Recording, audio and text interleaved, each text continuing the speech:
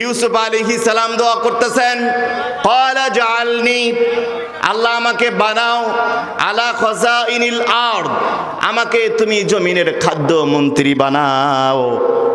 আল্লাহ সাথে সাথে কবুল করলেন, বললেন ওয়াকাযালিকা মাক্কান্না লিইউসুফা ফিল আরদ, ইউসুফ আমি তোমাকে মিশরের খাদ্য মন্ত্রী হিসাবে কবুল করে নিলাম। সুবহানাল্লাহ বলবেন না? এখানেও দেখবেন যারা মুনাফিক তারা এখানে গ্যাপ বার করবে, বলবে হুজুর এটা তো ইউসুফের শরীয়ত নয়, বর্তমানে ইউসুফ আলাইহিস সালামের শরীয়ত এখন চলে, সুলাইমানের শরীয়ত চলে, তো সুলাইমান আলাইহিস সালাম রাষ্ট্রপতি দোয়া করছেন, এখন তো সেটা চলে না, বা ইউসুফ আলাইহিস সালাম দোয়া করছেন, এখন তো ইউসুফ আলাইহিস সালাম নাই। আপনি আমাদের নবীর কথা বলেন, আমাদের নবীর দলিল আল্লাহ কোরআনে দিয়েছেন।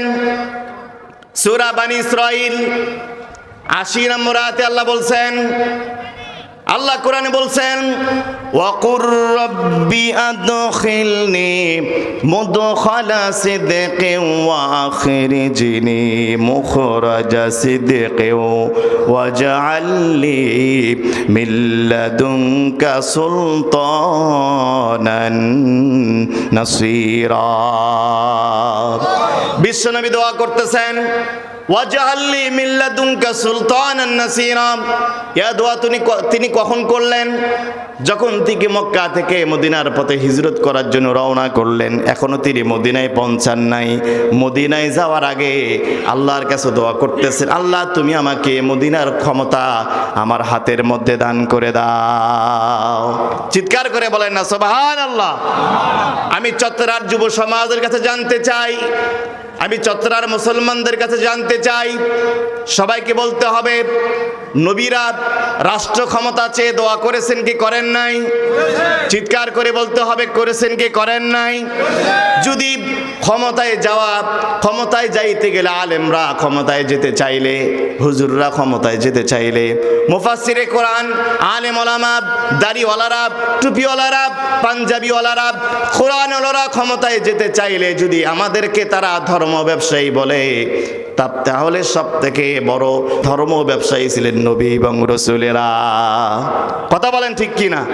যদি আলেম ওলামা, যদি হুজুর, মুফতি, মুহাদ্দিস, মুফাসসির, দাড়িওয়ালা, টুপিওয়ালা, পাঞ্জাবিওয়ালা, জুব্বিওয়ালা লোকেরা যদি ক্ষমতায় যেতে চাইলে বলা হয় তারা ধর্ম ব্যবসায়ী, তাহলে সবার আগে বলতে হবে সমস্ত নবীরা ছিলেন ধর্ম ব্যবসায়ী।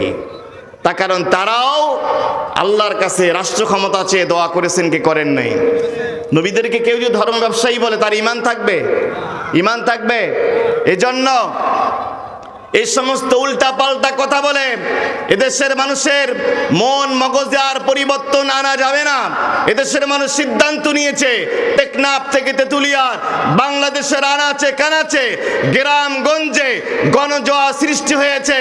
আগামীর বাংলাদেশ হবে আল কোরআনের বাংলাদেশ, আগামীর বাংলাদেশ হবে দাড়িওয়ালা টুপিওয়ালাদের বাংলাদেশ, আগামীর বাংলাদেশ হবে মুফাসসির, আলেম, মুফতি, ইমাম, খতিব, মুয়াজ্জিন বাংলাদেশ। কথা বলেন ঠিক কিনা?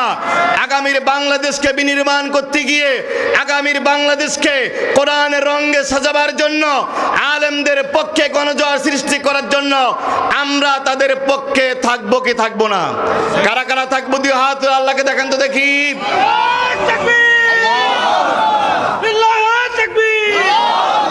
ইসলামের শত্রুরা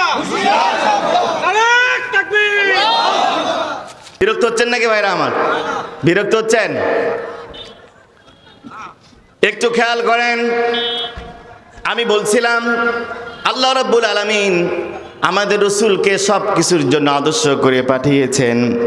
বিশ্বনবী জনাবে মুহাম্মদুর রাসূলুল্লাহ সাল্লাল্লাহু আলাইহি ওয়াসাল্লাম তিনি মদিনার রাষ্ট্রপতি ছিলেন কি ছিলেন না? কথা বলতে হবে।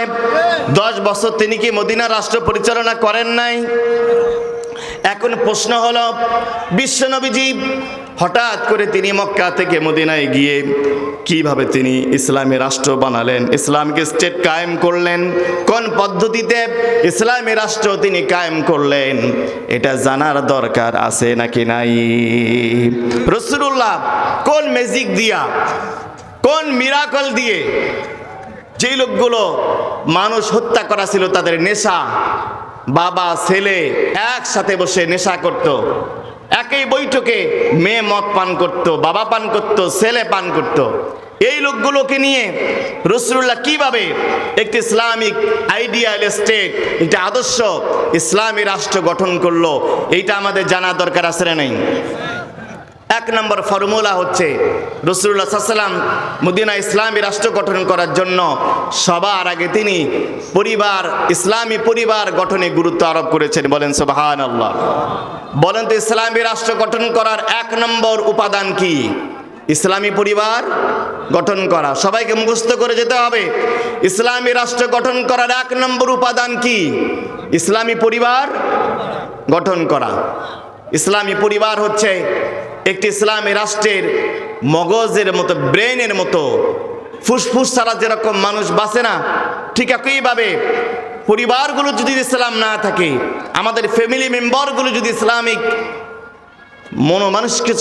মনোমানসিকতা সম্পন্ন না হয়, তাহলে তাদের দ্বারাও ইসলামী রাষ্ট্র গঠন করা সম্ভব নয়।